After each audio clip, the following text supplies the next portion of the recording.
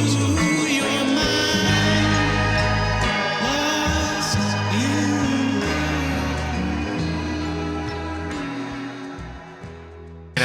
They have to be hardcore. Like, can you imagine where these people are going out to rallies, cold stove? Dude, they are on some type of amphetamine when they're going out there and just speaking their mind. Because, like, you got to understand the kind of the mentality. Like, who are going to be these type of people that are going to be, like, in these theater groups? I'm not saying everybody. I'm just saying, like, imagine to yourself, like, what kind of people are you going to attract to those places? You mean to political rallies or to Broadway musicals? No. I'm talking about, like, when you're talking about Broadway production, you're dealing with actors, but these are particularly theater actors. Theater actors are very different than regular actors, because a theater actor has to, like, physically capture, it's kind of similar almost to a way where you're performing on a stage compared to where you're performing on screen. Absolutely. Yeah. Out of curiosity, are we rolling right now? Or 100%. I don't. I didn't know if you were going to do like some sort of like, welcome to my show, and I've got I've got this schmuck over here talking to me. You know what I mean? Like. No. Okay. Oh God, I realized, like, a while back, I took a very different approach. I felt like the best way to be able to get into the zone and be able to just get into those conversations is you just start. Nobody comes. Fair enough. They're used to what the fuck this is anyway to begin with. I mean, it's called. Oh, we can be profane here too. Okay, all right, Here we go. Well, fuck yeah. I hold by George Carlin's #1 rule: the 7 words you're never allowed to say on television. Sure. That's a classic bit. Yeah. I mean, oddly enough, getting back to the musical theater thing. Yeah. Right. So this last weekend, I was at a thing called the Fanboy Convention, which is a totally not gay. Okay, yeah. Fanboy. No, come on, Fanboy. It's a I know, mixed I'm kidding. fandom. It's a mixed fandom convention. It had, like, sci-fi guys, regular television people, etc. Trekkies and things like that. Okay. Very few Trekkies, oddly enough, but really, very few Trekkies. It was this one was celebrated more like just kind of like, I guess, TV and stuff. Okay. So Vicki Lawrence from Mama's Family and Carol Burnett Show was there. Wow. Pamela Barnes and Joyce DeWitt from Three's Company were there. Dean Cain, the Superman guy. They're still alive. They're still alive? Yeah, they're still alive. And they look fantastic. They're fantastic. Oh my God. And it was a cast reunion of Buffy the Vampire Slayer and Bones. And so it had, which was cool for me because I've been watching the SEAL Team show, right? And so Bravo 1 and Bravo 3 were both in Bones, but they were there too, as part of the reunion. So I got to actually meet one of my favorite. I don't know if you've been watching SEAL Team or not. It's like literally walking into another dimension. Like, you walk in there, you're seeing people you've seen on screen for, I don't even know how many years, like, just so many memories, so many different situations, so many different times of your life. And they're right there. Dude, sci-fi conventions are the best. I love it. I'm such a nerd. I mean, as you can probably tell by my bio and all that nonsense. I mean, like, I'm such a total geek. And the Star Trek font didn't give it away, by the way, at all. It's actually called Horizon BT. So just take it easy there, tough guy. No, it is the Star Trek font. And that's why I chose it, of course, because writing it in the Star Wars font would be absolutely nerdy. So the ultimate. It's like your inner, like, nerd and geek is like, I'm finally free. That's right. I could use the Trek font. But anyway, so getting back to three, I was sorry. So I sat on a panel discussion with Joyce DeWitt and Pamela Barnes, who were Pamela Barnes was the third blonde girl on Three's Company, because there was only two. Was there three? Three. The first one was Suzanne Summers. Right. Then Jenna Lee Harrison, and then which Pamela played the Barnes. hot bitch. Yeah, so the first one was the dumb. I'm sorry, I always call them bitches because they were so hot and gorgeous, and I just respected them so much. The first one was kind of like played like a dumber character. The second one I remember was like a hotter character. She played like a hotter Yeah, version. Pamela Barnes, I think her character, she was like a nurse as well or something like that. Okay. Right. Yeah, So okay. so it's been a while since I watched the show. I used to love it. I'm over 50 years old, so I grew up watching Three's Company. But I'm a anyway, Mary the Tyler. point, I'm a Mary Tyler Moore fan. Mary So Tyler like, Moore, okay, uh of huh. course. Um, but anyway, so in their discussion, they were talking about how the show was actually shot, and they were able to go from a script read to filmed episode in 4 days. Okay, their schedule was really really tight, so they would do a table read on day one, and then they'd start rehearsals, and then on day four they would shoot it twice before a live audience. They would shoot once and then take a break and then come back and shoot in front of a different audience for See, the second shoot. people don't realize, like, the thing about sitcom is it was each season had about like 24 episodes, Yeah, sometimes even up to like 30.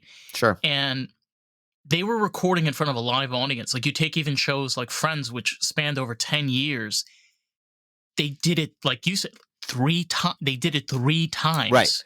But the way they did it is, which is different than a lot of the more modern shows, is they filmed it like a one act play.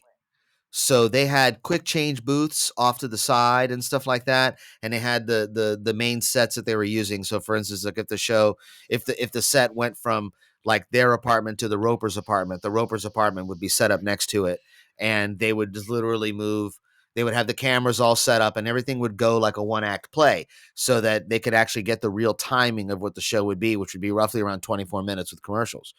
So 24 minutes minus commercials, because 30 minutes time slot, right? So they would film it the first time, and then if it went over time, they didn't want to kill the laugh arcs. So a laugh arc starts like slow laugh to like the peak, and then it kind of tailors off, right? If you're Right. not using canned laughter. So they would find that certain jokes got crazy laughs, and so they would wind up having to cut like 2 or 3 sentences out of the script prior to it, because they knew that the crazy laugh was coming up on the second shoot. So, and then they would rarely cut between the two. So they would pick the best of the two, and that would be what would be on broadcast. But the idea, and all the people from Three's Company were all stage theater people. Like, so John Ritter came from the stage, Joyce DeWitt, even Suzanne Summers came from the stage. They weren't television talent or movie talent prior to being on the show. Which gave a And very different. See, this is you could see this when you watch it, because you can tell they're theater people. They're not actors that are generally portrayed on film. I I don't know how to explain. Maybe you can explain it better than I can. The way that they talk and they approach, there's something well, that's like in theater, everything's genuinely big. that different. Yeah, In theater, everything's big. So all of your movements and all of these things have to is be there a big, lot bigger? because you're Right. you're Okay. you're playing to the back of the house, right? Whereas in Right. television, it is about facial nuance. It is about smaller actions. It's a little more real, if you will. People don't break out into song randomly like they do in musicals. You know what I mean? Like, or like, I guess it really depends on who you hang around, because if you hang around a bunch of musical types, you'll get to a particular line in your conversation, and suddenly, "My, the hills are alive with the sound of Sound of me. music," Yeah, and, not everybody's and Julie Andrews. I not just everybody. hands down, no. I just want to go spinning around on an Austrian Alp, Yeah. you know. Uh, Hey, isn't that everybody's dream? And I mean everybody wants to spin around on an Austrian Alp.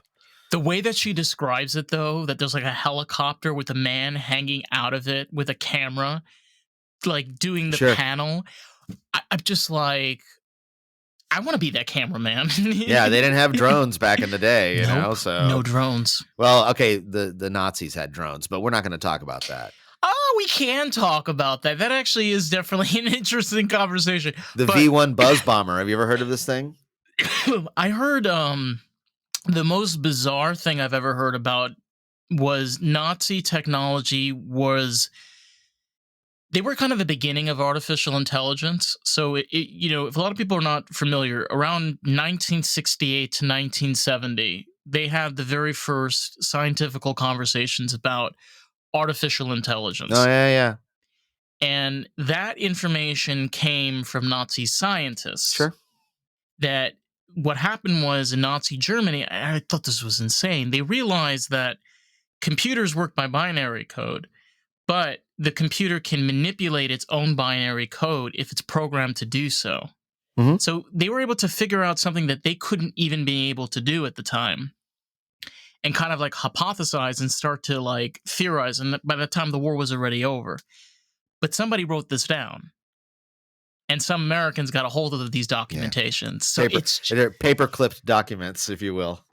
You know, paper clips.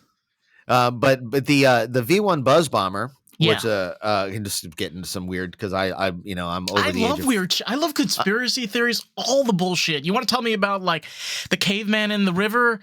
Let's go. Let's Well, go. the V1 Buzz Bomber it looked like an airplane with no cockpit, and it had like a little bubble thing on the top, and they launched these things in England all the time. They're crazy, and the thing would basically, they would just kind of point it at London, the sort of like, okay, London's that way, and then when it launched these things off of like a catapult system, and they were relatively large. They were about the size of a Volkswagen Beetle, to give you some perspective on how big these things were. They weren't And small. they were no, they were relatively large. Yeah. They were large enough that they were able to be shot out of the sky by Spitfires, by the English Air Force, Royal Air Force, because you could see them, and they were, and they had a built-in gyroscope, so these things would take off and then get to a particular altitude and then level out and stay level, depending, even under bad weather, etc. They would stay level, and then when they ran out of fuel, they would just kind of nosedive into whatever it was going to hit. There was no targeting system. It was just, they would say, well, let's put enough fuel in it to get it to central London. Let's put enough fuel in it to get it to southern London or eastern London, or that kind of thing. And that was pretty much how they operated these things. And they were launched from various bases along the coastline, from like Peenemünde or from France, that kind of thing. So we actually wound up taking a lot of that technology, the U.S. did, and the Soviets as well. And we started manufacturing our own buzz bombs. And if you go to the Air and Space Museum, you'll see American versions of the V1 buzz bomb. And the V2 was the big rocket. That was the Werner von Braun rocket that would, land on various targets in England, that kind of thing. And Werner von Braun, of course, went to lead the U.S. NASA program, which helped down the road. Build the Apollo mission, which allowed us to go to the moon. Absolutely. He designed the rockets that went to the moon, and yeah. And now, oddly enough, his vision of what the space shuttle was supposed to be, you can actually go look on this in the Wonderful World of Disney. There was an episode that von Braun did back in the day, in the 60s, and he showed his version of what the space shuttle should be, and it was a typical rocket with the shuttle sitting on top of it. Right? What does that remind you of? It reminds me of the new SpaceX Starship. It's the exact same thing. So somebody figured out what von Braun ultimately wanted to do back in the 60s and made it a technological reality. The only reason why this is 100% fact, and you can check this right now. The only reason why the space shuttle looks the way it does, I don't remember who it was in the time of NASA. He wanted it to look like an airplane. Yeah. That's the only reason why. Literally, the only. So. Well, it also had to have airplane characteristics because of the design. When the shuttle comes down out of orbit, I don't know if it rides upside down on the Earth, or when the shuttle doesn't fly anymore, but when it did, the shuttle would launch and then go backwards and basically ride upside down, and like the Earth was below it. So you would look out the roof and you would see the surface of the Earth. So when the shuttle would come in for a landing, it would do this kind of pivot, it would do this roll, and then the thing would land as a glider. So there was no propulsion on the shuttle when it came into the Earth's atmosphere. It was a glider, a giant glider. Okay. Yeah. Now, compare this to the Buran, which was a Soviet copy of our space shuttle program. The Soviet Buran, which only flew one time and was completely unmanned, it was controlled 100% from ground control. The Buran actually had jet engines that were on the back in case it missed the approach on the landing. It could circle around and come back for a secondary landing. Whereas the U.S. shuttle, if it missed it, and then it would hit the ground and tumble, crash, land into a wall, whatever it would be. Luckily, that never really happened on the landing. All of our catastrophes. Well, the only catastrophe was the Columbia, which of course disintegrated upon reentry. But they knew they were going to have problems because at launch they saw a bunch of tiles floating off and that kind of stuff. I know. What a bizarre conversation for your No, for your no. Like I podcast. know it's kind of is one of those areas, particularly when you look into space travel, because as a person that I've always loved like Star Trek, but then you get those people where, well, it was made in the 60s and it was made for the time, and therefore it's not accurate. It's accurate to the 60s. I like That's to hype. tell them well, do you know that Gene Roddenberry actually talked with scientists at the Mm-hmm. time? There was a lot of research that went into, and it's like, well, they didn't have computers. I'm starting to believe that maybe Gene Roddenberry actually kind of saw what the computer might be in the future, Sure. where you don't need internet in the space when you have artificial intelligence. Let's be real honest. Why would Sure. you need to have that? You have all of that in your facility. Why on earth would you need screens constantly around you when you have neural links and pathways that are allowing you to breathe and operate in this completely artificial environment? Basically, we become the computers. Like the whole thing about Star Trek is they're the Star Trek fleet, but they're really humanoid, robotic machines. They're half human, half robotics. In Star Trek? Yeah, because if you think about it, like with the computer technology, even with the newer series that have been coming out, kind of talking of how the technology progresses, it becomes more and more and more a part of the human body. So more and more parts of the computer become a part of us. Well, I mean, I guess you could argue that that's what the Borg were supposed to represent. In a Um, way, yeah, I know that the Borg characters were written as a what if humanity became too machine-like and assimilated. well, they just became too machine-like, and this is what humanity would turn into. They would look like Borg, or be Borg.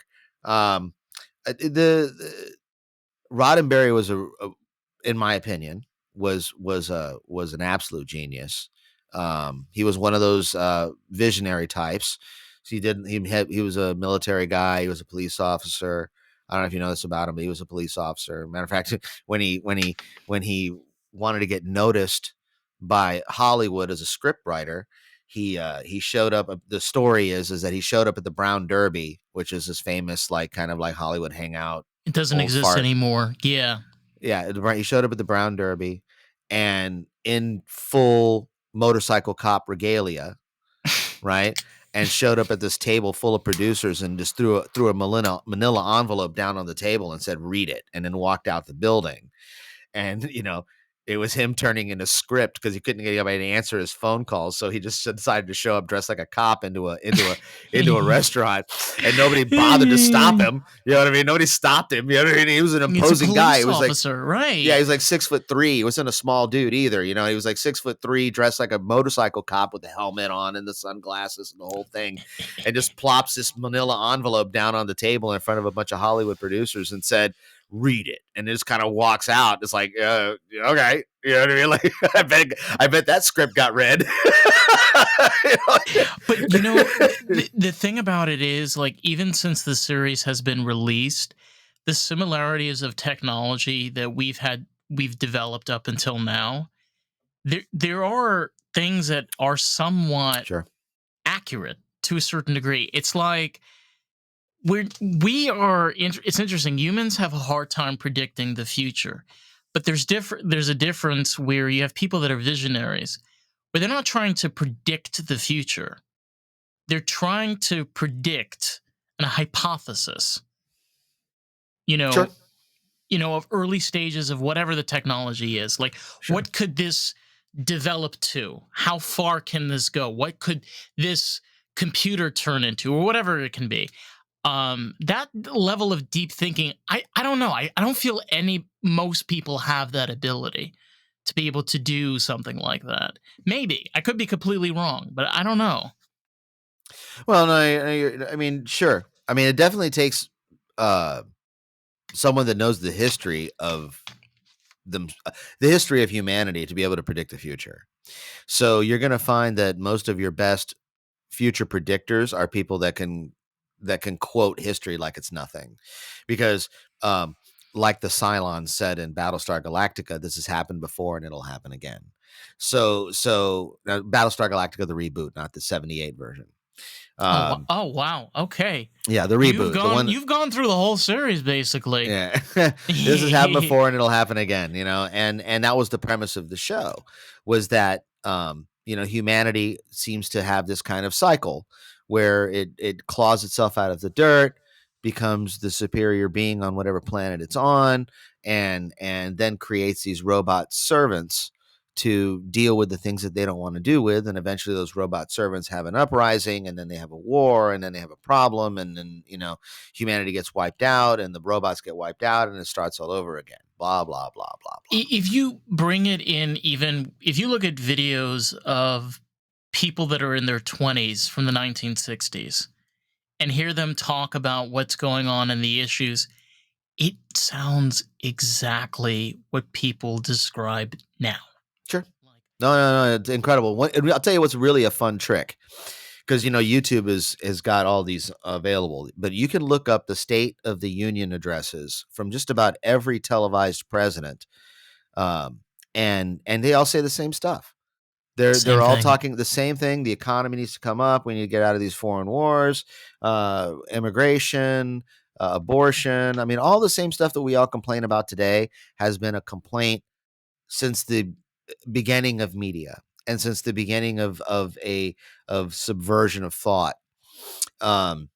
People don't remember that Eisenhower, his very last speech, warned about this. The military-industrial complex. And it's just, I'm like one of those. This is the biggest conspiracy theorist of all, and I love it. It's where a lot of technologies and things that we like, a touchscreen, the touchscreen has been around since the mid 50s. Sure. Not like this, but sure. There was other forms of, like, there are so many different things. And where is all of this happening? Is somebody monitoring that this is not getting into the wrong hands? It just raises so many questions. What getting in the wrong hands? Technology that is not available to the main public. Oh, okay. Black Ops projects and stuff like that. That doesn't surprise me. It wouldn't surprise me if there's some really, really cool military hardware that the United States, the European Union, and even Russia or China, would have, that they keep in reserve, because you don't show all your cards at the poker table on the first round, right? So I mean, sure. I mean, yeah, I bet there's a lot of really cool tech out there that humanity just probably doesn't need, or B, would probably, if it wound up being in the public sector, would probably a little bit too detrimental, based on the fact that we still have people that don't believe that we went to the moon, and then we have people that believe in flat Earth, and then we have there's like a lot of things that you just kind of scratch your head on, and you go, listen, man, I'm with you to a certain point. I'll give you an example. Okay. Getting on the flat Earth thing, right? I first started hearing about flat Earth being a thing again, I don't know, about 10 years ago. Because you always heard about flat Earth, whatever, and then you realize that Galileo kind of proved that wrong, and then Columbus, etc., and all the other explorers and whatever. Okay. Pictures of the Earth from the outside, Okay. So as a joke, I went and joined some of these flat Earth pages on Facebook just to see what they were saying. Yeah, just to get a giggle out of this. Observe their world, right? Okay. Get a giggle out of this, you know what I mean? And for a while there, it was pretty amusing, whatever. And then out of nowhere, man, these posts started popping up about how it's the Jews and the this and the that. And I'm like, all right, man, now you've lost me. Okay. You've lost me as your audience. I don't buy into any of this hype. Okay. So I had to leave the pages because one thing's for sure, I don't want to be associated with any of that nonsense. You know what I Right. mean? I don't want somebody to get like a list of all the people that are following this page and there's my name. I have no interest in being part of any of that nonsense. I like a good conspiracy theory like anybody else, but it has to be plausible. And somewhat And realistic. well, yeah, exactly. It has to be plausible. It has to be something that, like, okay, I can buy that. Like in other words, I'll believe more that aliens are visiting us from Zeta Reticuli before I believe that the Jews are making us all believe that the Earth is a sphere and that it's really flat. I don't buy that. I'm sorry. No, and I completely agree with you. It's also the idea of, and this is going to sound like a joke, but you want to know if the world is flat or not? Come to Florida, okay? Florida is literally sea level, okay? Sure. You could stand in Orlando, just kind of like the central of Florida. Yeah, you in Florida? Yeah, I'm currently living in Florida, and you could see Where? this. I live in Fort Lauderdale area. So you're in Lauderdale. Yeah. All right. It's real fun. Fuck you, East Coaster. I love the fucking East Coast. I'm from New York, baby. West Side, baby. West Side, Tampa, baby. West Side. Are you? Oh my god! You mean West Side, like the West Side of Florida? That's right. Get What's the up? Fuck out of here. West Coast, baby. Get West out of Coast. here, bro. West Oh Coast. God. That's right. Before Manifest Destiny, we were the West Coast of the U.S., baby. All right. So to make this a neutral conversation, we're going to put it in Orlando. So you could stand in Orlando and look at the sky above you. Okay. And if you tell me that you don't see a curve in the sky, you're lying. You're lying. There's a curvature in the sky.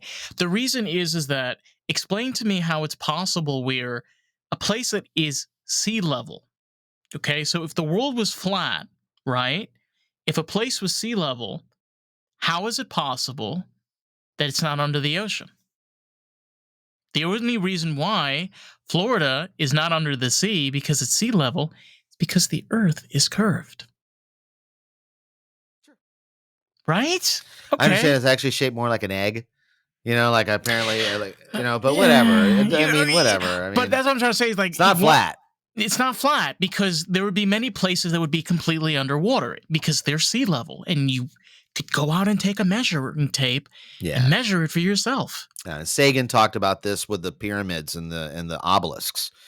That their Egyptian writers back in the day would say that during a certain part of the day in Alexandria the obelisk cast this type of shadow, and then in Cairo it cast this type of shadow at the same time of day. I mean, there's just so much evidence to it. I mean, all these other people. Look, I appreciate the passions of people that want to find some sort of truth in this unbelievably there is none in flat earth sea theory. Of garbage that we swim through.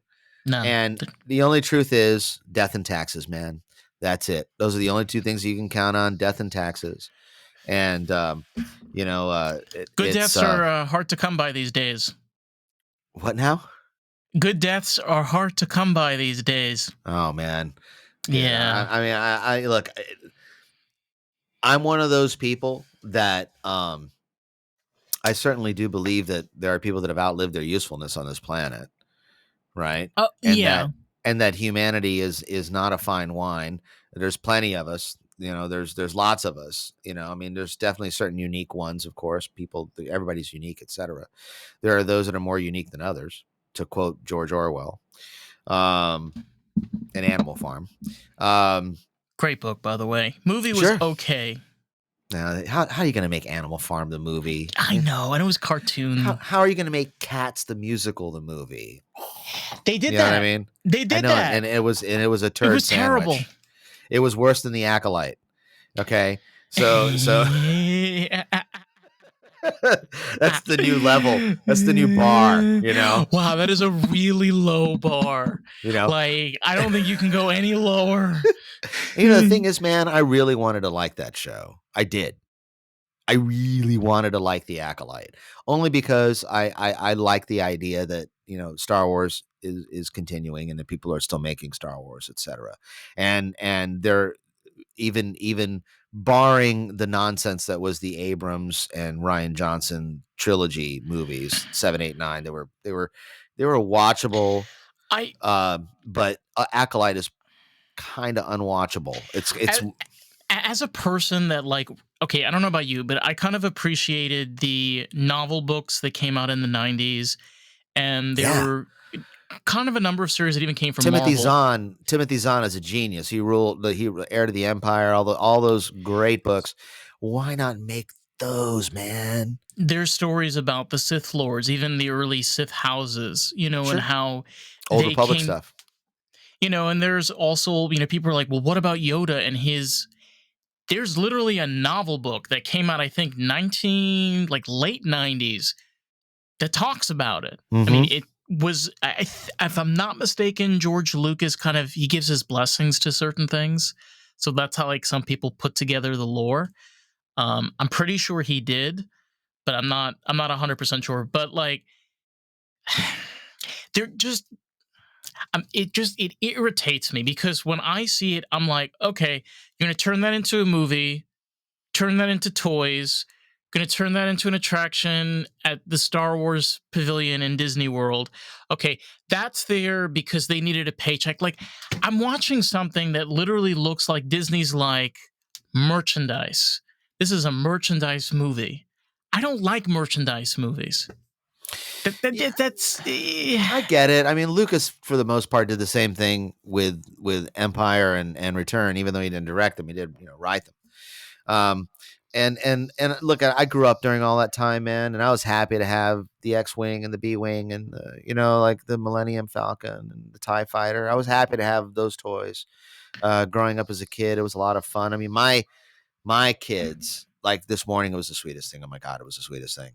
I'm hearing my 8-year-old playing Star Wars in the other room, and he's terrible at it. But I oh mean, my god. like he's terrible at it. Like he really doesn't know the character development. He doesn't really get it or whatever. But I had a hard time remembering when I was 8, if I remembered that, you know, or if I You're just made up right. my own stuff based on these characters, these little dolls that I had, these little action figures that I had, and but I'm so happy and elated that my kid is playing Star Wars. I'm happy and elated that my kid, my oldest, he's 8 and he loves Schoolhouse Rock. You Wow. know, like you know, the 50-year-old in me who used to have to wait in between Saturday morning cartoons to catch a 3-minute music video on multiplication, and he can watch them at will, on demand on Disney Plus. And no, you laugh, you laugh. My It's kid knows more. wonderful. My kid knows more about the Constitution than you do, pal. Keep that in mind, because he's memorized these friggin' Schoolhouse Rock videos. His multiplication is off the charts for a kid in 3rd grade.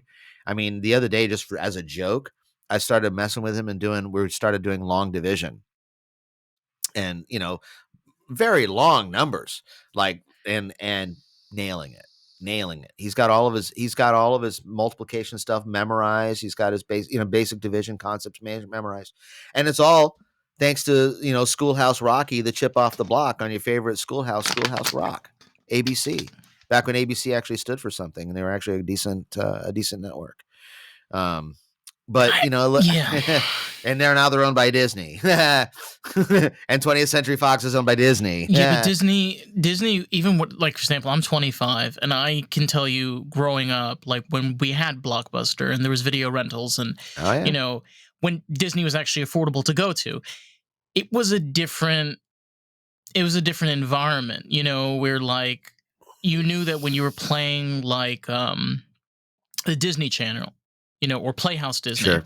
when I was a kid, it was not bad. It was like I actually learned stuff from those shows that, believe it or not, Sure. like just sometimes just pop in my head.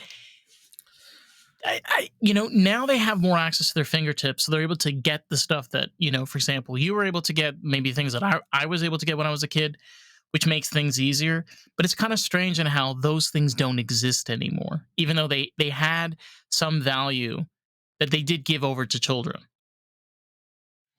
Well, I mean, they do exist. They just exist on demand. They're not making new product, Right. unfortunately. Right. You know, I think now if they were to remake Schoolhouse Rock, it would be like the ultra inclusive Schoolhouse Rock Yeah, culture concept. appropriation, And the then, nine yards. but if you actually watch Schoolhouse Rock from back in the day, it was more diverse than most television shows are today.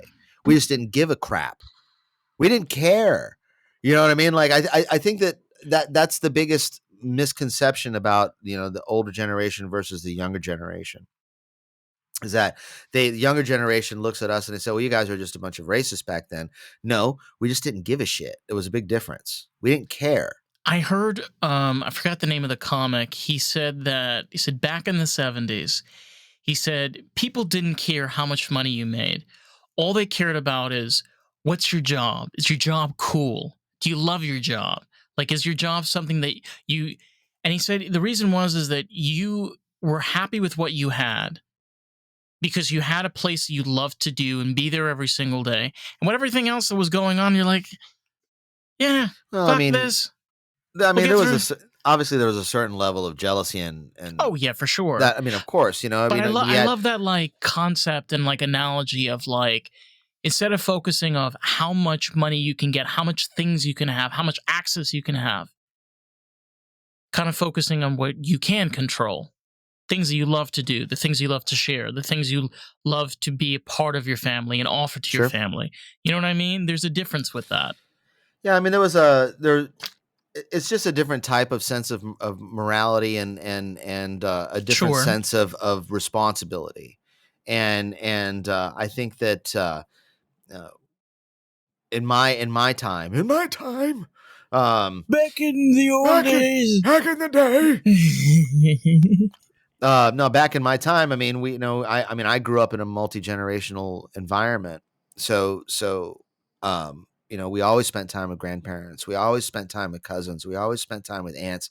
And I think a lot of it had to do with the fact that the early 20th century concept of a family was, you would have 6 kids, 7 kids, 8 kids. My grandmother, uh, my mother's side was one of 8, you know and so of course she had 7 brothers and sisters.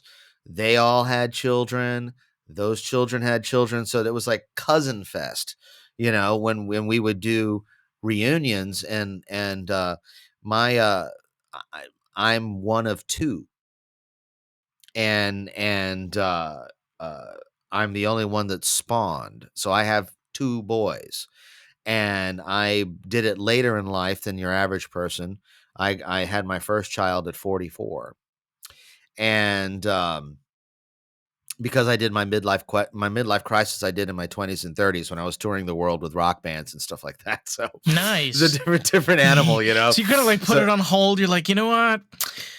When I'm in my 40s, I'll circle back to it.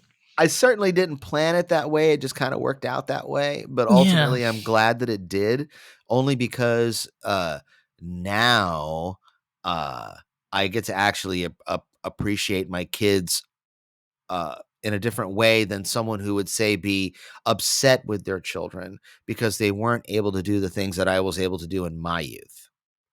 So for example, like, you have a lot of people that are in their 40s and 50s, and they say, okay, well, I'm going to buy a classic car now, and now that my kids are in college or out of college at this point, now I'm going to travel the world. Now I'm going to go see this country. I'm going to see that or whatever. I came from a position of privilege in that in my late teens and early 20s, all I wanted to do was play friggin' music. And if I couldn't do that, then I would go work for people that played friggin' music, because damn it, I'm going to go see the world, and I'm going to go see how the planet operates, because I've always been fascinated with how different cultures do their thing. And because of my 25-year career, almost 25-year career of touring, I worked on 5 of 7 continents, and I lived all over the world, and I in different cities, and I got to experience the world from a different perspective, because it's different when you're touring as a tourist right? And you show up and there's people holding your sign with your last name on it or your tour group's last name, and they kiss your butt the whole entire time you're there, right? You only get to see the good part of downtown. You get to see only the good part. As when you're touring with musicians and you're touring with a band or whatever, you are working with the working class people of that country. Right. And obviously the more top of the line versions because they speak your language and they speak English and that kind of thing. So they're the more top of the line versions of the ones that are in that country, etc.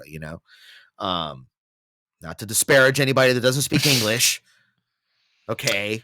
I But I'm mean, just saying, when you're in a working environment, you know what I mean. The people that are multilingual have a tendency to kind of rise to the top of the coffee, as opposed to those that aren't, right?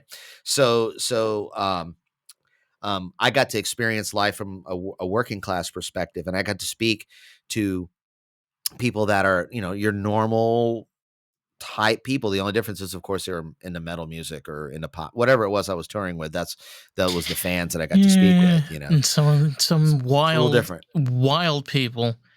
Man, I'll tell you, I've got some crazy ass stories. A lot of stuff I can't talk about, not because I signed NDAs or anything like that, but it's being on tour is like being in Vegas. What happens on tour stays on tour, and Right. that kind of thing. And I don't want anything that I say to like get back to people that I've worked for in the past, which they're pretty famous people. You So got to keep things, as they say, you keep them buried. You don't. well, I was hired to do a job, not hired to gossip.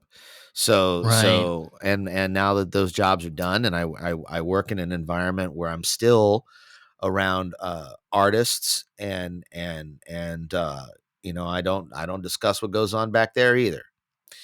It is what it is. That's one of the reasons why I stay hired and not fired, right? Right. Uh, That should was be it? like a tattoo, for like on Mother's Day. I stay hired, not fired. It's the best fucking Mother's Day tattoo ever. I'm just saying.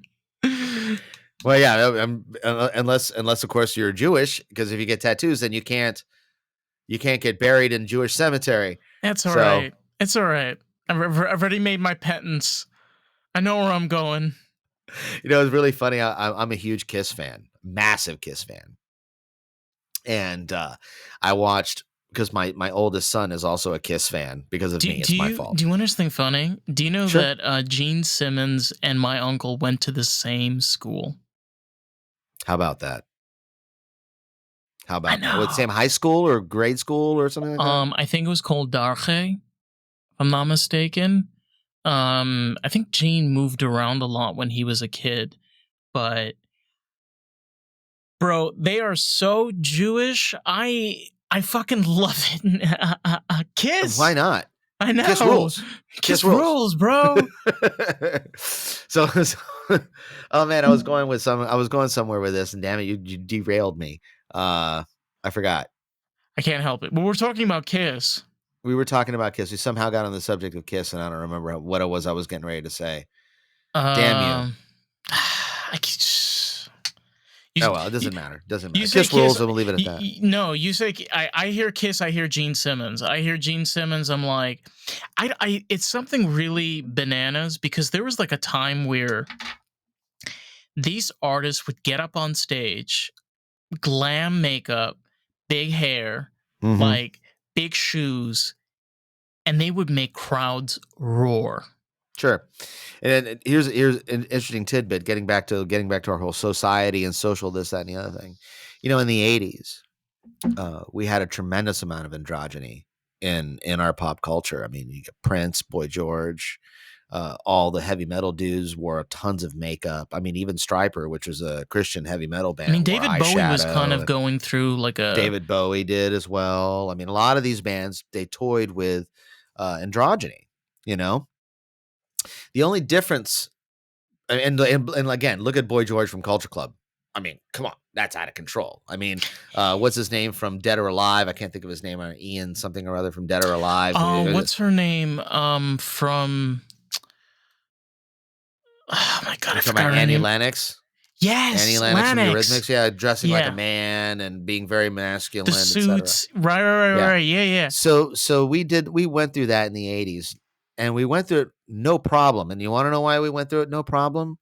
Is because just because they dressed like a girl or they dressed like a man or whatever, they didn't say that they were actually girls and they were actually men. There's a big difference, Yeah. right? So when Bret Michaels from Poison puts on, leather, lace, and lipstick, he's not a woman now. He's still Bret Michaels from Poison. He's still going to steal your girlfriend. Oh, You he know, is. so You better so run. I'm just saying, like, so this I think this is the big difference between now and then, is that we didn't really have a problem, and I think nobody still does. I don't think anybody has a problem with androgyny, right? I think that people have a No. problem with this concept that just because I dress a certain way means that I am. So donning a ribbed forehead does not make you a Klingon. Putting pointed ears on does not make you a Vulcan, any more than putting on a pair of stilettos and stockings makes you a woman.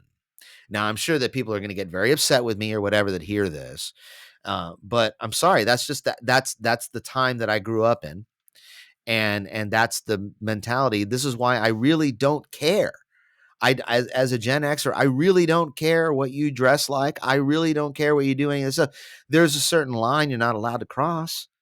When you start putting the stuff in family oriented programming, this is an issue because my children watch family oriented programming, and I don't want to always have to necessarily watch what they're watching before they watch it. I want to be able to trust that the people that are doing programming for children understand that this is for children, and they don't understand some of these adult concepts any more than they would understand quantum physics. I think it's one of those things pertaining to even with sexuality. It's where it's a thing that you develop as an adult. Yes, it's important to have conversation with teenagers at the right age. But I can tell you from my own personal experience, I don't think it would have been healthy for me to have these conversations when I was a kid.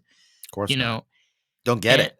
no, and it's more of where whether parents be perfect or not, okay? Because parents are people regardless. But parents have an obligation to raise their children. And the point of education, society, and culture, these are all things parents want their children to have. But again, according to what the parents want for their kid, it's your child. Like Sure. you had either your wife or partner or whatever, raise this kid together. And then you have all of the outside world telling you, no, you should be telling your kids these things. No, your child doesn't have to tell you these things, but the school, we can take care of it without telling the parent. I'm like, where are the parents? I get it. Not every situation is perfect, but it's not your decision. Yeah, It's that's the true. parents' choice. Sorry. Well, it's supposed to be the parents' It choice. is supposed to be. Yeah. Like, But unfortunately, I come from a family of educators, right? My dad and my mom, both were school teachers, and my mom was an elementary school teacher, and I remember being a very young kid, and we brought home this little girl who had just terrible parents, and we brought her home for Christmas, right? And she stayed and spent the Christmas holidays with us because the mom was like a drug addict and all this stuff like that. So there are parents that rely on the school system to raise their children because they're just not good at. They're not good enough at it. They're not. In other words, they're just don't. Again, it goes back down to this destruction of the overall family arc. When you had seven brothers and sisters, or six or four or whatever, there was always this one sister that was terrible and caused all the problems in the family. Right. And if she had children, then, or if he had children, that brother, that was a complete disaster. If he had kids, then okay, those children would wind up going to one of the better homes in the family. and then they would raise them, and because it was a sense of internal community. I think a lot of that is lost. I think that the Yeah. struggle for individuality that was so flippin' prominent in the 60s by all these hippies that are ultimately the worst generation ever. The hippies were terrible. I don't care what anybody listen. I don't care what anybody says. Crosby, Stills and Nash sucks. Bob Dylan sucks. Okay, the Beatles are all right, but those things are terrible. Okay, Woodstock sucked. Okay, I don't care what anybody says. Period. Everybody that was at Woodstock is the reason why things suck today. Okay, I think that's it's the reality. No, I hear you. It's one of those things. Don't blame people that went to Van Halen concerts, man. Don't blame us. Okay, if you thought Crosby, Stills and Nash was great, and then you thought it was even better when Neil Young joined, you're part of the problem. I do like Jimi. I'm not gonna lie though. I do like Jimi Hendrix. All 3 records until he choked on his own vomit. Thanks, bud. You know what I mean? Like, yeah, you were a good guitar player, but you wrote 3 records, and then you died. Well, he had actually a lot. He had a lot more recordings than just 3. 3 records. He only had 3. That's it. Yeah, only 3 studio records. But and don't get me wrong, I love Hendrix. I do. I really do. I'm just being a hater right now. So my viewership kind of like is where you have to like kind of look at the hippie side from like 2 generations almost, where you have this side that basically was crushed. And those people today, I'm going to be very honest, they're kind of the reason why we're having a lot of problems we're dealing with right now. But the flip side is we have hippies today, and predominantly those type of hippies are people that were born, now are in their 30s, and people my age, kind of in like mid to late 20s, where we have the same philosophy of we want small government. We want more protection for ourselves. We want to be able to raise our own families. But that wasn't the hippie thing. That's why I'm saying it's the second approach. It's where you look at the things that we have failed, where you want to rely on big government. You want to rely on big corporations to take care of you. I can tell you as a young individual, the way that I have been able to survive all the way up until this point is having people around me and a sense of community, whether it be small, that I knew that I had support and I had places to go to and I had those connections to work with. This reliance on, well, they'll take care of me. Well, they'll make sure that everything is all right. It's the concept of they're supposed to take care of me. No, they're not. I'm saying, but this is the idea. This is why you have so many people that have this sense of entitlement. Where's the government? Where's this? Where's that? Okay, well, who do you think is going to pay for that? The people that you hate. That's who's going to pay for it. You know what I mean? And that's the big problem. Yeah, I mean, everything you're saying is correct. There is definitely a more modern kind of hippie movement, if you will, and I think it stems from a good place, just like I think that the original hippie movement kind of stemmed from. I think what happened to them in the end kind of set the tone for the future. Whether you want to look at it, well, how could they blame what happened to them? But the thing about it is, back then, they didn't really have the internet. They didn't really have podcasting. They didn't really have the opportunity to just go on YouTube and speak their mind or whatever they wanted to do. So today we have those abilities. Today we have the ability that we don't need to rely on a big brand or big production or what have you to be able to speak out our minds and thoughts of what we want to do and what we have to offer. We have it a lot more easier, if that makes any sense. We have the ability to, we have, thanks to the internet, we do have the ability to make programming product much easier than, say, they did in the 60s. You don't need a multi-million-dollar television studio these days to make a television program. Nope. Okay. You don't really need a lot of budget to make a news style program. A lot of that can be done relatively inexpensively, at least with computers. You have to have a decent computer to be able to do some real time graphics and Chiron and things like that. But yeah, so the internet in that respect has created an ability for people to make music, make movies, make television, make commentary, get their voices heard, etc. Um, and I think that that's what's scaring government the most out of anything is that freedom of speech was always a great idea, so long as the people that were allowing the speech to be heard towed some sort of line, towed some sort of party line, But the um, way that our founders wrote our First and Second Amendment, and it's just so beautifully written sure. because you can't say that it's not what it says. It literally states word for word Yeah, it's very freedom clear. of very clear. It's very so you can't really, there really is no way of breaking that unless there's always that unless. And I mean, for the past 200 odd years, they stayed intact. Well, it's a great document, and Oh, there's it's amazing. it's a fantastic document, and it is truly written under the guise of individual liberty and individual freedom. And this is people that want to change these things don't exactly understand what they're asking for. And I think that that's and look, Richard Dreyfuss was trying to get civics pre-taught in state in the schools again. He was trying to do this whole thing, and he's been met with tons of opposition on this. Um, because he's speaking reality, and the reality is that the more people that know about how the government works in this country, the better our government is overall going to work.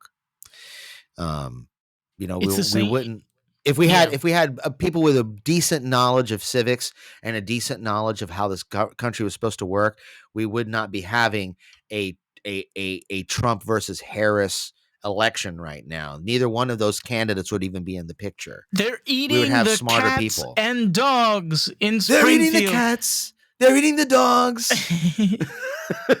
No, look. That was my favorite. I need to get like that saved as my ringtone. I kid you not. I love Look, it. I love and it. here's the reality. Okay, here's the reality.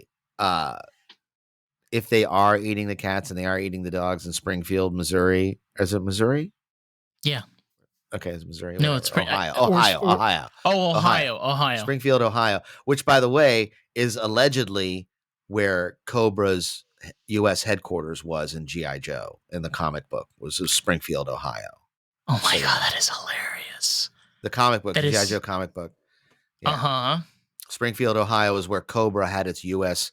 headquarters, and they kept the town looking like a typical American town in case people drove through it, right? But all of the people that were there were Cobra, just so you know. It's always fascinating to me that like Springfield, just the name is always like that town that something weird is going on Yeah. there. Like And The Simpsons is in Springfield. oddly enough, last night I introduced my wife to Rick Springfield's greatest hits. Go figure. Wow. Wow. My wife's from Italy. Coincidence? My wife's from Italy, and Rick Springfield wasn't really a thing in Italy. And so What are wrong with Italian? What the hell is wrong with Italians? They need more there's class. nothing wrong with Italians, man. They did not think that Hard to Hold was a good movie. It just wasn't their thing, you know. We're talking about Italians, right? Okay. Just making sure we're talking about the right type of people. Okay. Yeah, the people with the good food, them. Yeah. They just didn't get Rick Springfield. It just wasn't in their diet.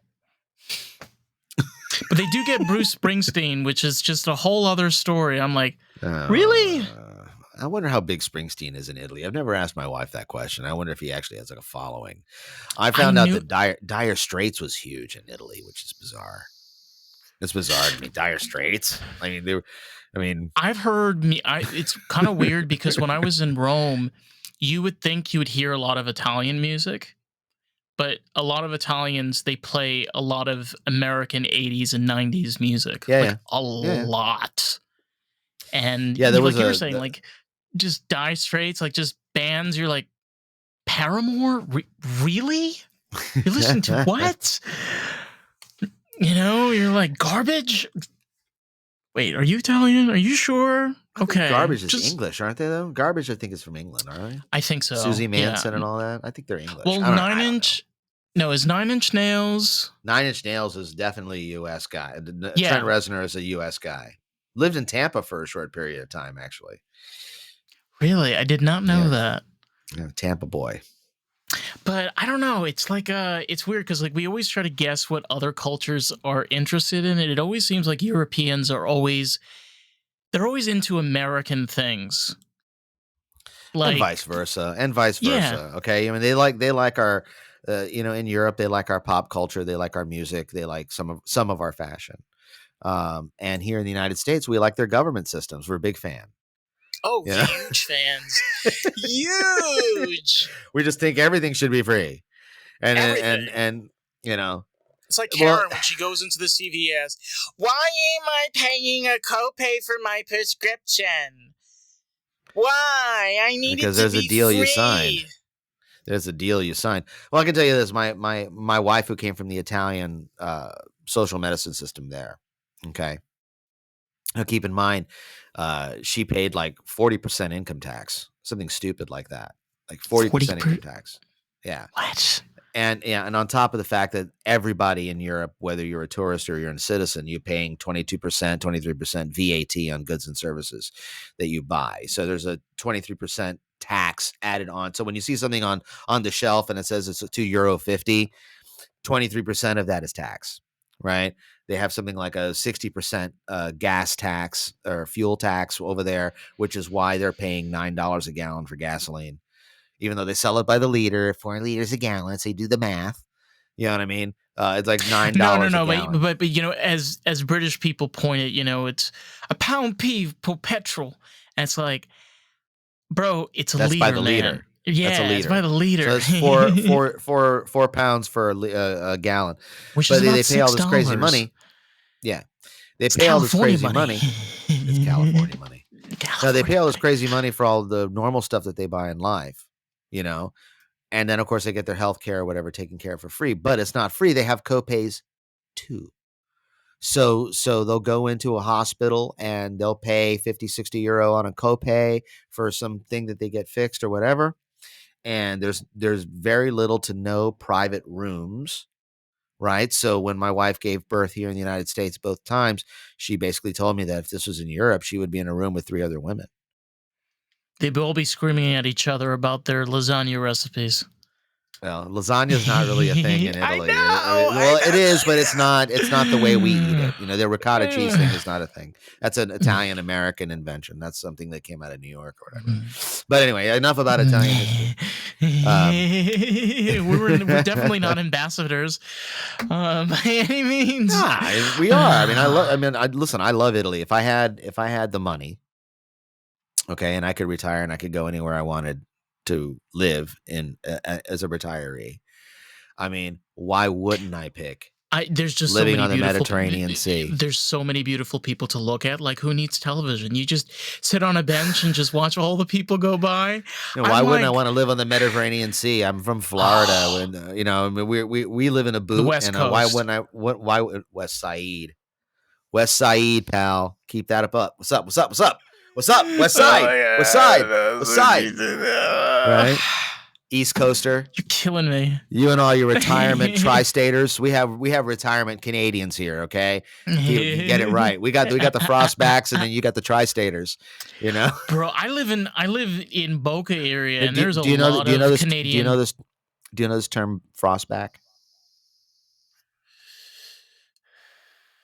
Okay. I know what snowbirds are. Okay. All right. So this is, of course, I get to say this. My name is Juan Carlos Gonzalez, so I get to say this legally. Okay. You know how people refer to Mexicans as wetbacks? Yeah. Canadians are frostbacks. God, dude. I think it's only fair that they have a disparaging term too. God. It's only fair. No, it's only fair. Look, I'm like, no shade, like at all. But like, bro, you come here from fucking Canada and like a Mercedes Benz, like, bro, did you just drive over like 20 miles with that thing? all the way here All for right, so 3 keep in months. mind. No. Keep in mind. Okay, a lot of these Canadians, because they are able to vacation for 6 months a year outside of their home. Wow, 6 Okay, months. they can stay legally 6 months, so just under 6 months. Okay, Mm-hmm. because of that, do you think that they're broke and they don't have two cars? That they don't have a Florida car that never gets snowed at, that never gets salt under it, right? And then they got a Canadian car. So they keep their nice cars down here, and they keep their shite cars up there. Oh, you gotta love Canada, baby. Listen, Hey I'll tell man, you. Bryan Adams, Rush. I had a roommate that fucking loved Rush. He like told me like you have to like baptize before you listen to, I think it's 2112. I'm like, listen, bro, just put the bloody record in there. He's like, no. You got to go through the. I'm like, get the hell out of here, bro. Just put You the have to record in, You have to man. bathe yourself in the waters of Lake Minnetonka, Right? like Prince says. Oh my god, no. Listen, I've done my crucifixion for David Bowie. I'm done. Okay, I've crossed my T's, crossed my lines, and I have gone to the other side. So anyway, Yes. I hope that no Canadians get mad at me for the whole Frostback thing, but I think it's only fair.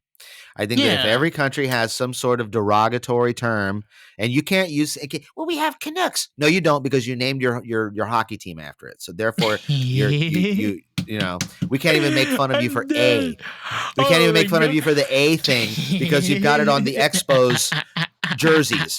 So when you embrace a derogatory term, it's no longer derogatory. Oh my god! All right. So as soon as they come out with, when they come out with the Manitoba Frostbacks, I'll stop. Listen, Canadians have given us a lot of stuff. Let me tell you. All right, Hey man, Martin Short. I'm a big fan. Captain Kirk from friggin' Canada. So I mean, yeah. William Shatner. He's still alive. My God. I know. I love that guy. I love him so much. I know people hate on Shatner. I think Shatner rules. I'm such an original series Trek guy.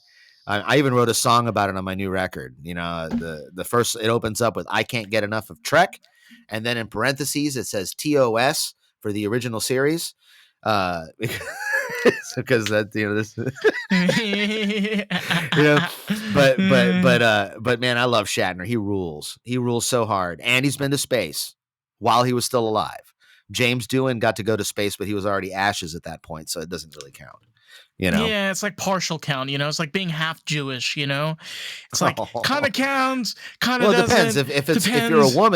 If you're a woman and you're half Jewish, then that's okay, right? Because isn't that how that works? The whoever's giving if the girl is Jewish, then the baby's automatically Jewish, right? Isn't that how it works? Correct. So forgive my Catholic.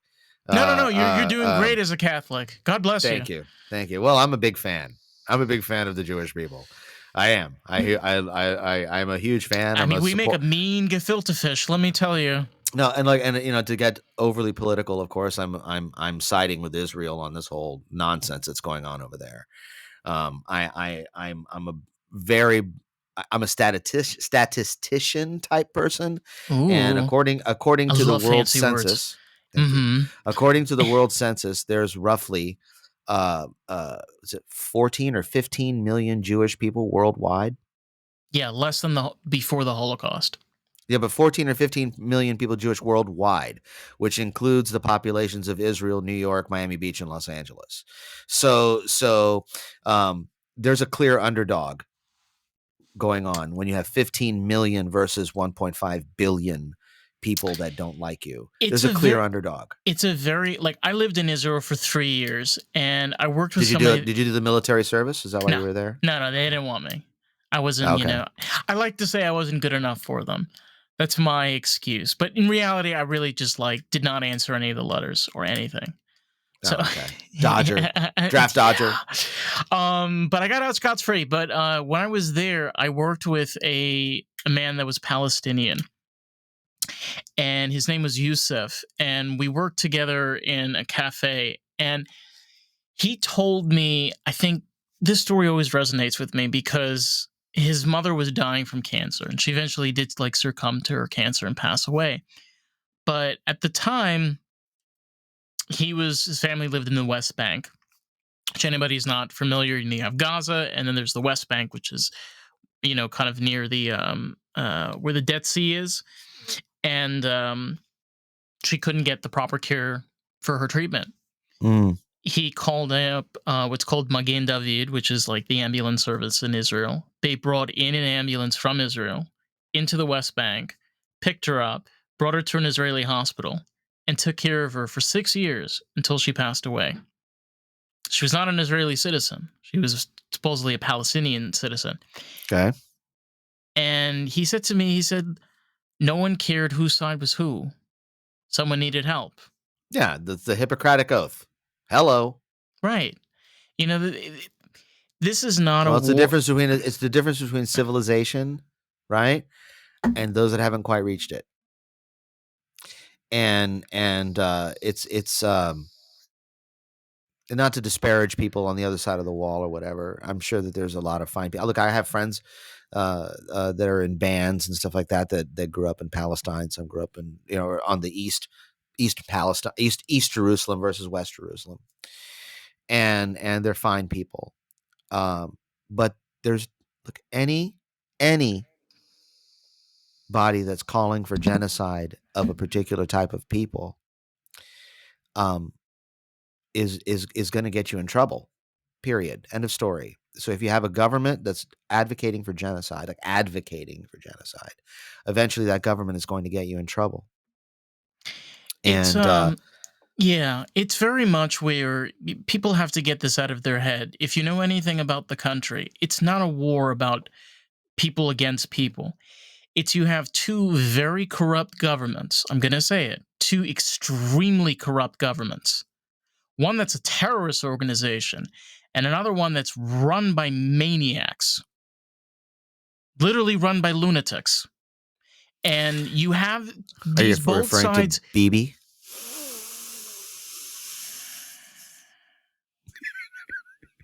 You're touching the depths of the waters. But the truth is, like, as somebody that has lived there, the Israeli government, in many shapes or forms, they have a lot of issues. And what's going on, particularly with Hamas side, is absolutely atrocious. I'm not justifying anything. What I like to tell people is, forget about the government. Think about the people that are living somewhere. Because those people actually have jobs. They do things. They raise families. They're having the bombs drop on them. That's true. Yeah, this whole thing is a disaster, and it could have been solved relatively quickly. Just give back the hostages. How about that?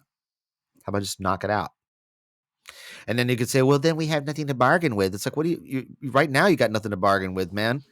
The only thing that's preventing that whole area of Palestine from being turned into dust is the restraint of the Israeli people or the Israeli government. That's the only thing that's preventing that from happening. It's not because of a lack of technology.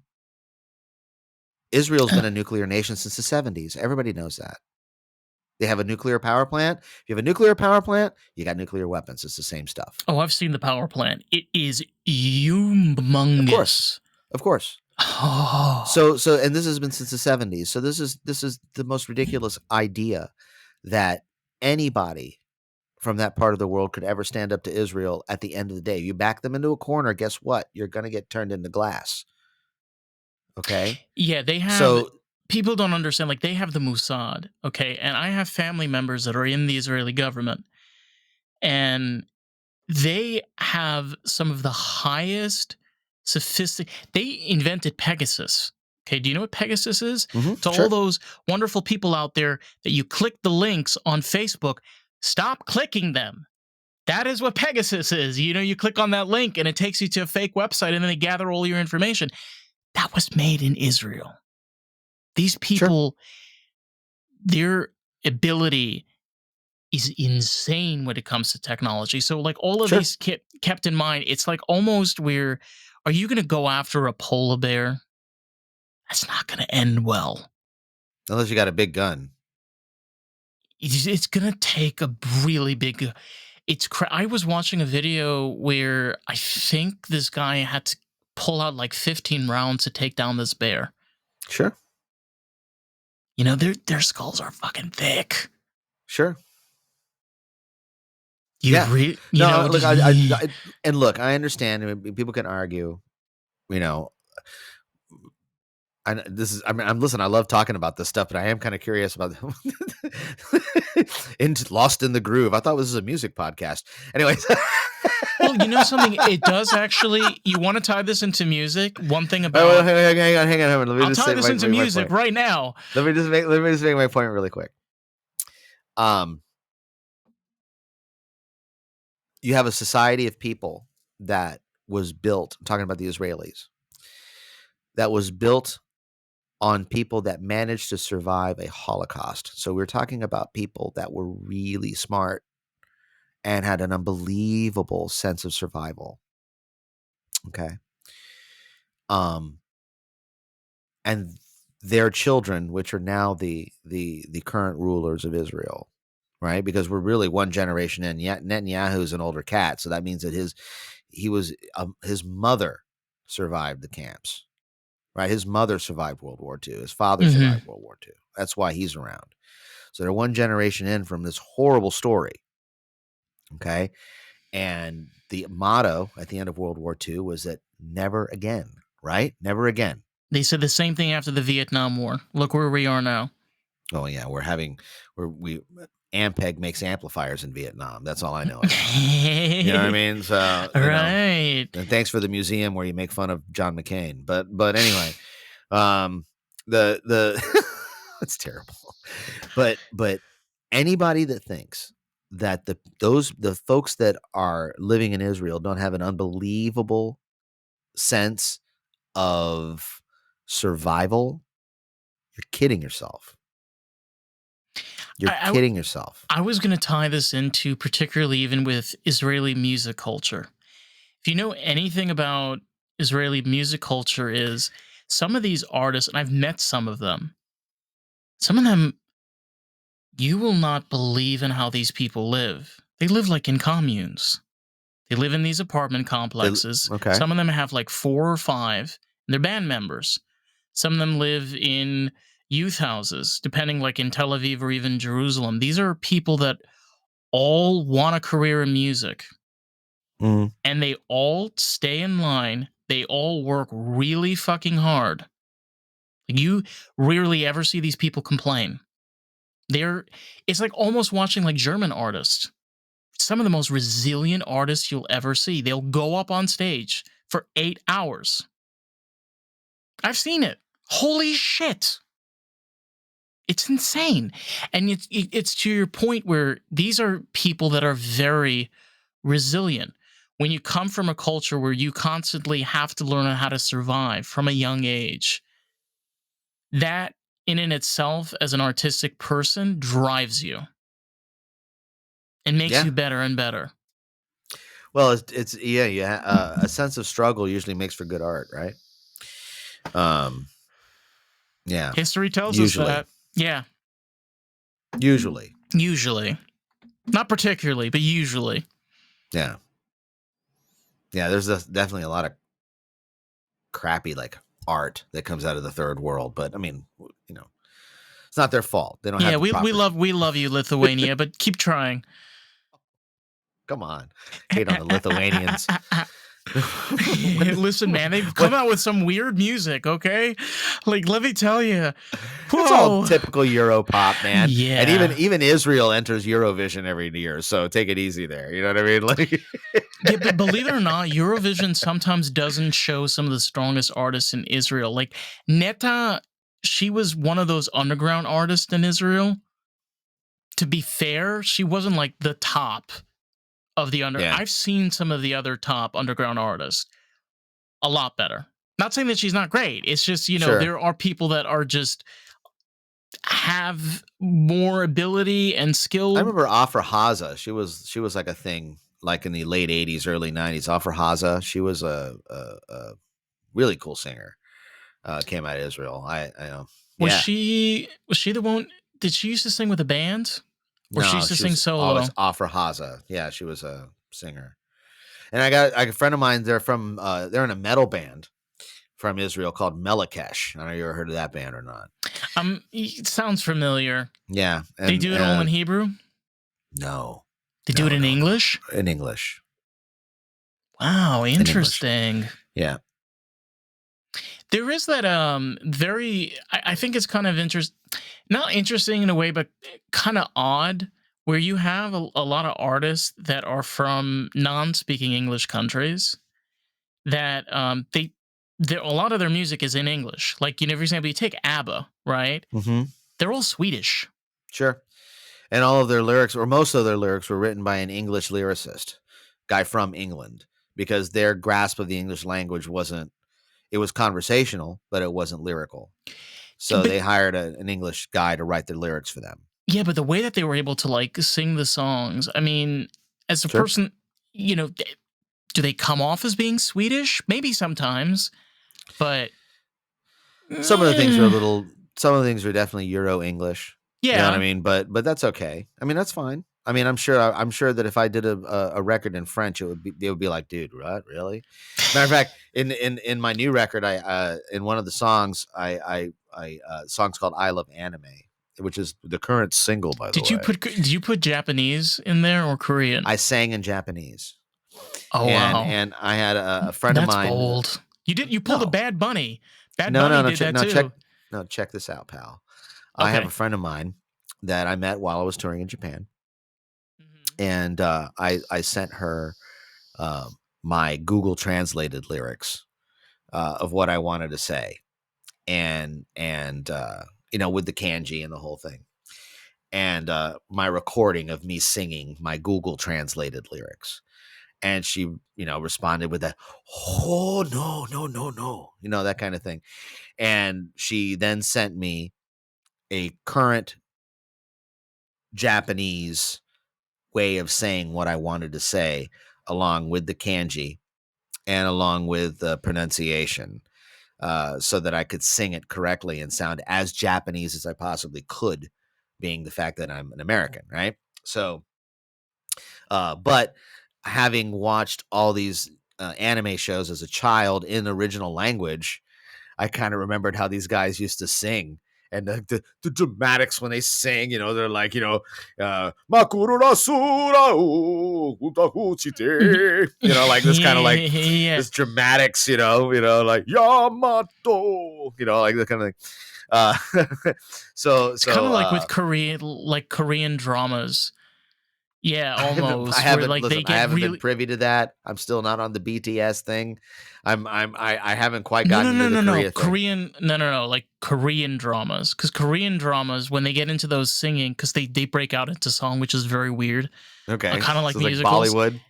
Yeah, kind of, but it's like almost like your guts are spilling out of your fucking mouth, you know? You're just like, whoa, she must be in so much pain right now.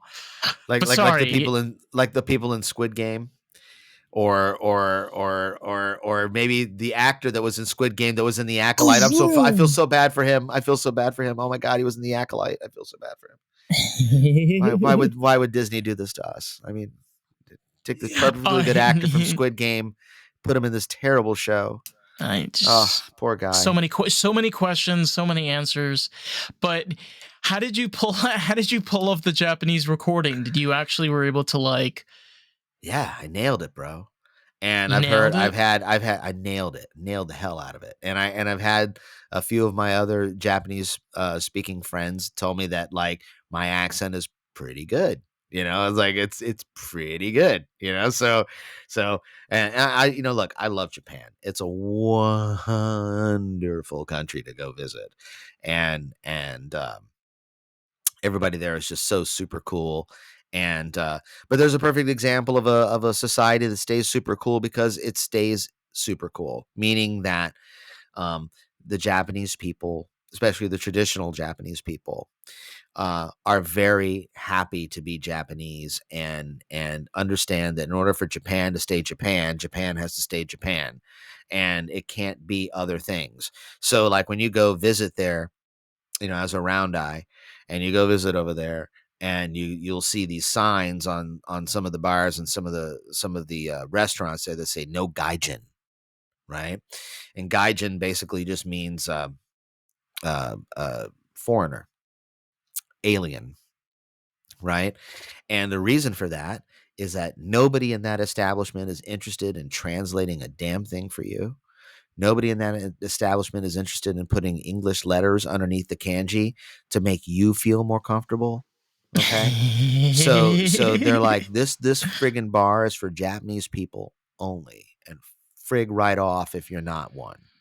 And I'm fine with that. I'm totally cool with that. I 100% get it, because you know their culture is way older than our culture.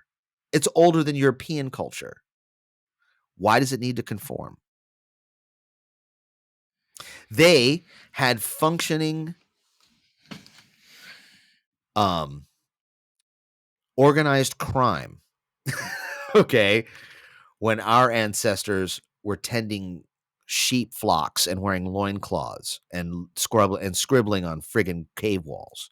Okay. The thing, So yeah, there's something really beautiful pertaining to Japanese culture. Like, I'm going to school to be an automotive technician, and one thing that you kind of learn, like particularly that with you need a Japanese, 9mm socket wrench if you're going to do it in a 10. Oh my god, dude! You need a 10. Don't get me started. Japanese cars are a whole other. But when you look about it, is how did the Japanese market beat the American market? Very simply, where Japanese culture entices American culture, because we like look at their culture and we're like, wow, this is really fascinating. It is. Like, whenever I look at any kind of piece of equipment that comes from Japan, for example, and how like Toyota used to build their 4-cylinder engines back in the 90s, just the way that they thought about the diameters of the bores, the type of Are you materials talking they about use, the famous 20R and the 22R? the million mile engine. That's what it's called. It's called the million mile. But I had a you, 20R, and I had a 79 and an 81 Toyota Celica. So I had a 20R in both those cars, and it was a great car. bulletproof. But that's what I'm saying is, like, you think about the culture that comes from where we see an engine as like, just an engine, but to them they see it like their culture, their ancestry, the craftsmanship, how each piece is supposed to work. Why? Just the sophistication that they put in to sometimes the most simplest things. Why? That's just the Japanese That's their way. thing. That's their That's their thing. thing. It's great. I Love it, it. dude. I love That's it. why if you, and I'm sure you're like, many of the hosts that I've interviewed with recently, and then they haven't actually listened to my record or watched my video, which damn you for not doing that. But, I'm burning hell. I like but to have, my approach is like this. I like to meet people just cut, dry, and throat, because and then decide whether or not you're going to follow their art. No. Don't put me in a fucking corner. Nobody puts baby in a corner. Nobody puts this Jew in a corner. Never again. Oh God. Hey, I can make that kind of joke. I wasn't a joke when I said it. Go ahead, though. You do have the right. You have the lack of foreskin to do it. So go ahead. I personally feel the best way to meet artists is when you first start to talk to them and you get an understanding of who they are as people. You have a better understanding of what they create from there. Like, I've always found that, like, I can listen to bands and artists from today until tomorrow, but if I don't actually get a physical experience or have that ability to talk to them, I'm sounding like a science teacher right now, but it's kind of like you're missing that connection with the person. You're like, why are they making this? Why are they doing this? Like, what sparks them? And doing this for over an hour, you learn a lot about an individual. You really do. That's kind of why I feel it's important to do these kind of things. You kind of. So now that we're an hour and a half, do you want to get married? Is that what you're saying? No. I've already have way too many divorce and paperwork that I got to take care of. Don't add more to. Don't add more to my married anyway, so take it easy, tough guy. All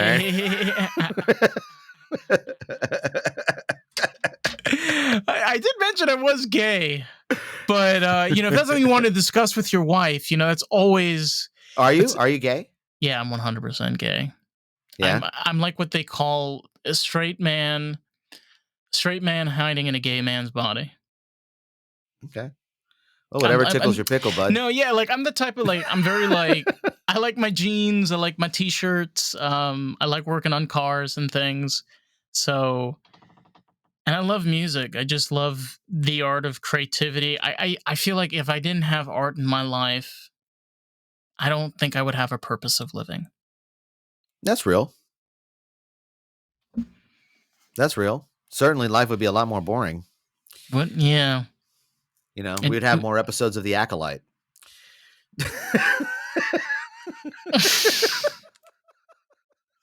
Just throwing this out to Disney. Why don't you just make a whole new Jar Jar Binks series while you're at it? Just call it Jar Jar Binks.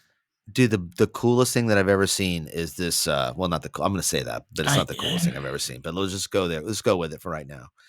In regards, okay, the coolest thing I've ever seen about Jar Jar Binks. We'll narrow the demographic. Wow, there's a cool thing about Jar Jar Binks. Okay, there's this whole fan theory. There's a whole fan theory that he's actually a Sith Lord. Okay. And that all the stuff that happened around Jar Jar Binks in episode 1, all of the tomfoolery and the dumb stuff that happens to him and all that, that's all the way he is actually a master of the dark side of the Force. And he is the reason why Palpatine ascends to the chancellorship. And he's the reason. And if you look at it, he's the one that does the vote of no confidence on the Senate floor. He's the one that introduces the idea of giving Palpatine special executive powers and all this kind of thing. So he's actually Palpatine's real apprentice, and that Maul and Dooku and even Anakin were the fake apprentices, and then it was actually Jar Jar. I hate the character even more. So Jar Jar is responsible for the demise of the Galactic Senate and the fall of the Republic. But he's just such an irritating character. I just, after 5 minutes of hearing him, I want to take my head and just shove it in the toilet. Yeah, well, Misa thinks you suck too, pal. Listen, I'm not the only one that feels this way, okay? He's definitely annoying. But I kind of get where you're coming from. It definitely can seem like he does that to be a nuisance for a reason. Yeah. Well, listen, I thought his character was terrible as well. But then my 8-year-old watched episode 1, and now I totally get it. I 100% understand what Lucas was coming from on that thing. Well, if you think at the very beginning of the episode, how do they meet Jar Jar Binks? They were in the jungle. He was an outcast from the Gungans and was living on the surface. And the Gungans kill their outcast. Generally. I thought. Well, I just know that he was banished. He was banished to the surface. He wasn't allowed to live in the Gungan city. But that's the thing. That kind of circles back to me. Him meeting the 2 Jedi from the beginning of the movie. I smell bullshit. There's some bullshit that's going on there. That's because he's a member of the Sith. You don't understand. The dark side of the Force. The power of the dark side. Have you been a voice actor before? I should be. Yeah, you should. I actually got to meet Ian McDermott, who's the guy that played Palpatine, again at a sci-fi convention, and he was doing this whole panel thing, and they had open mics there, and anytime I see an open mic, I'm ready to just ask the most ridiculous question of these people to get them to laugh, So I went. I said, listen, you're a hell of an actor. You've done all these things. You've done stage. You've done television. You've done movies. You've done all these things. And what did it feel like to send Samuel Jackson out of a window?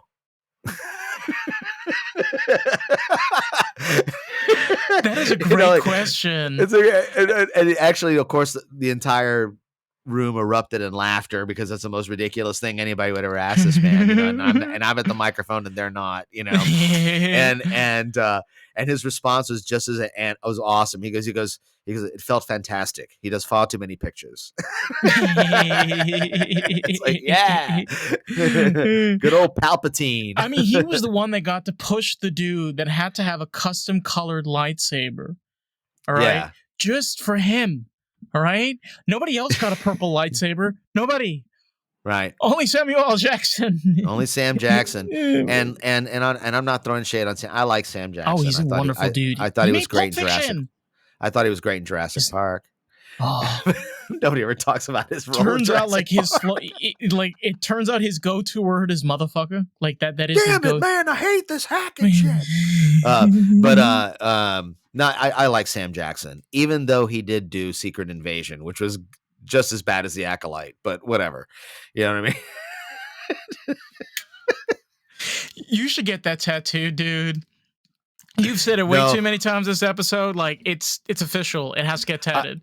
I'm only doing it because I'm doing a big silly on it. That's all. That way you can hashtag Acolyte when you're putting this up. You know what I mean? But for anybody out there that wants to get an Acolyte forever tattooed, ideas thrown out there. Acolyte forever. Acolyte forever. Show off your beta. Good luck. Good luck getting that through Disney World. All right. Can I plug my record already? Can I plug my record? Plug your record. Let us know where these people can find you.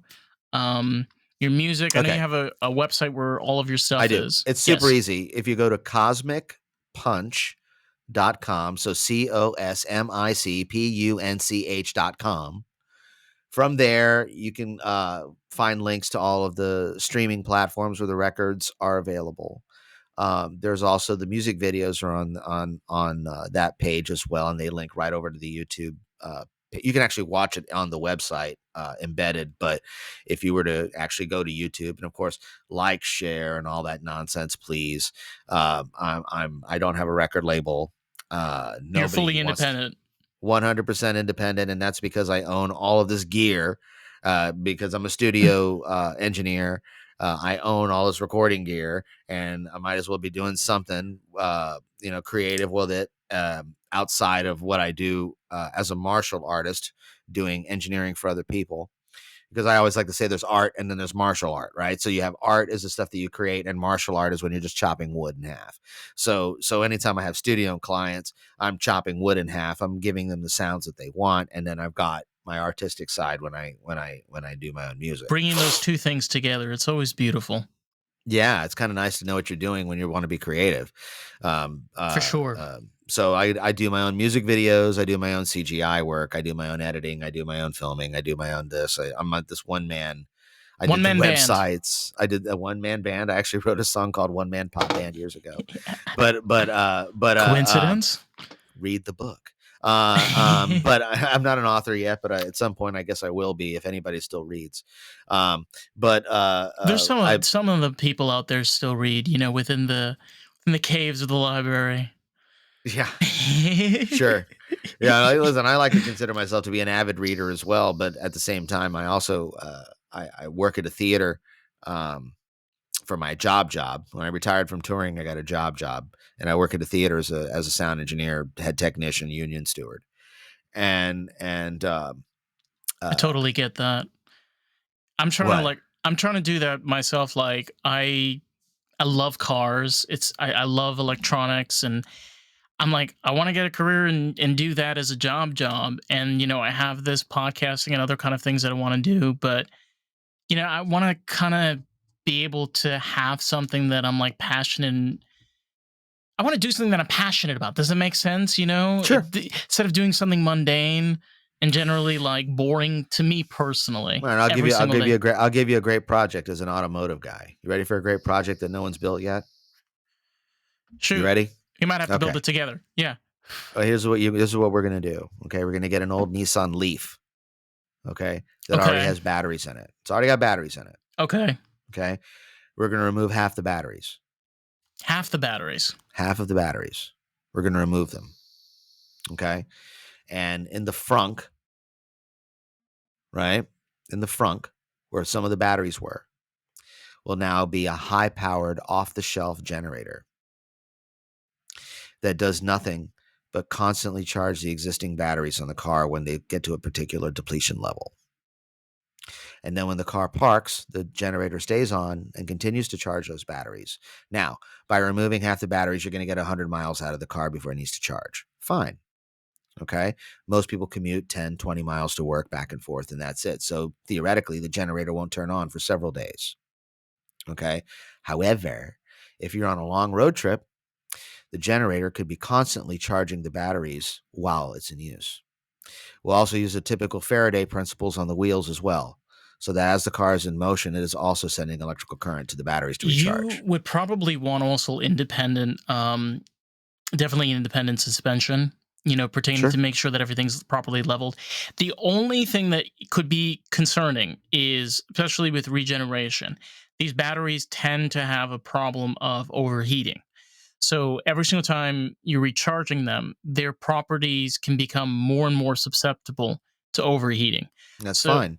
So typically, while the car is in motion, it's going to be getting air through it through an air dam, just like your engine. So you pipe the air dam into the battery compartment to keep batteries cool, air cooled. so Pretty basically simple. having vacuum pumps. Okay. I like where you're going with this. We definitely we got to figure out a project like this in the future because Now, the way to do it would be, like I said, you take an existing electric car, remove half the batteries, pop in a generator where the batteries used to be. The weight differentiation is going to be the same because an off-the-shelf generator is going to weigh as much as your NiCad batteries are going to weigh. I honestly was thinking taking like a Miata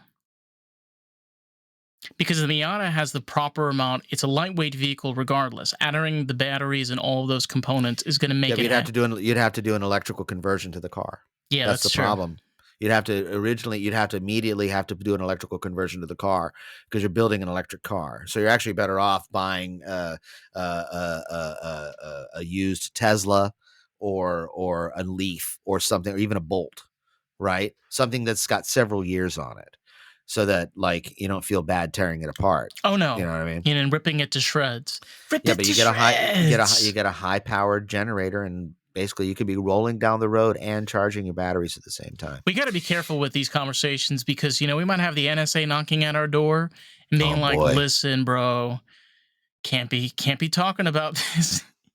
Yeah, now I've brought up this idea before to some other friends of mine that are automotive types, and they look at me kind of funny, like, well, it seems like a great idea. However, we and this is my fault. I haven't really researched the amount of amperage necessary to do a there proper quick there charge. are kinks. Is something we could definitely talk about. Like, there are kinks and things you'd have to figure out. Pertaining to, I mean, three main problems would be definitely the cooling system. The second problem would be proper pressure system because you'd have to be able to keep proper pressure throughout the entire vehicle. Um, Well, pressure for what though? Pressure pertaining to, if you're going to be putting in independent suspension, basically need to have some type of pressure regulator to allow it to be able to balance out. Unless you do Now, why? something. Just out of curiosity, why? First off, why would we need independent suspension? Why wouldn't the existing functionality of the car work? I'm trying to think of ways to allow the regenerator to have as much ease as possible. So meaning that it doesn't have to do as much force and power. For example, if you had they do this sometimes in hybrid vehicles where you have all-wheel drive. So all Hmm. wheels are spinning, which allows the batteries to absorb more power than if you just have only two wheels that are turning. Yeah, but those batteries are charging through braking, not through forward motion. So No. you could have the same system. Like for example, I love on where the this Leaf, conversation is going, by the way. This is amazing. the Leaf has regenerative braking as well, right? Just like the Prius and the Ionic. Well, not the Ionic 5, but the Ionic before that, and they had the regenerative braking. Most hybrids do, and electric cars do as well. But I'm talking about adding the Faraday principle as well, where while the car is in motion, just like an electrical generator, like a steam generator, how it spins and it creates electricity. Why can't a car moving forward also do the same thing? And deliver electricity to the charging system, even if it's delivering it to a capacitor, which then distributes that electricity to the batteries. If you're using capacitor technology versus battery technology, trickle charge technology. So, all this and not this is on my record, by the way. So everybody go to cosmicpunch.com. Great segue. Great segue. No, like all serious is like go check him out. I'm telling you, like Punchy. We're going with Punchy. We're going with Juan. No, it's Punchy. Everybody calls me Punchy. It's a nice nickname. Okay. It doesn't rhyme. The reason why I love it so much is that my name Juan also sounds like check 1, 2, 1. I should get that all the time. Check 1, check 2. I mean, it's pronounced Juan, but Americans are like Juan. No, yeah. My name is Juan Carlos Gonzalez. It's a nice Irish name. I actually have a good friend of mine. His name is Juan Carlos, but I call him JC. My granddad used to call me JC. Really? My granddad on my mom's side, who was an Irish Georgiaman, came to the United States in the 1730s, fought in the American Revolution, fought in the Civil War, he was a great man, and he used to call me JC. But and my dad named me Juan Carlos because I was born in 72, and Juan Carlos ascended to the throne in 71 after the death of Franco in Spain. So my dad, being a monarchist type, he named me after the King of Spain, and I thought I had the most unique name in the world until I actually went to Spain and saw how many people were named Juan Carlos. No, it's just crazy, man. It's an unbelievably unique name in Palmacia. Very, very unique. In Palmacia, Tampa, and New Tampa, and those areas, Juan Carlos is unbelievably unique, but not so much in Madrid. So, Punchy Gonzalez, ladies and gentlemen, and non-binary people. Sure.